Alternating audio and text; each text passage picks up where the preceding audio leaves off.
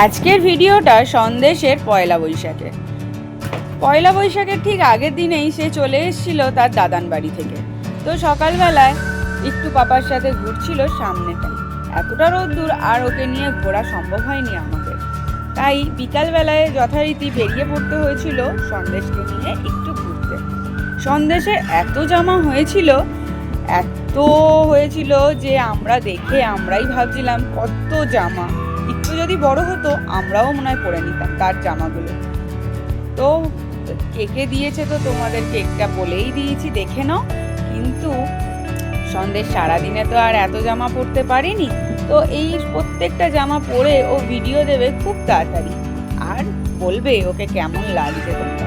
তো আমরা সেদিনকার কোথাও আর যাওয়া হয়নি বলে সন্ধ্যাবেলায় ঠিক আমরা আগেও ভিডিওটা দিয়েছিলাম, মা মাকড়চণ্ডী মন্দিরে আমরা গেছিলাম, সেটা ডোমজুড়ে। তো মাকড়চণ্ডী মায়ের কাছে যাওয়ার পর বাড়ি ফিরে সন্দেশকে নিয়ে আমরা গেছিলাম তার ঠামঠামের হাত ধরে, এই যে যাচ্ছে আবার একটা নতুন জামা পরে মাঠে ফাংশন দেখতে।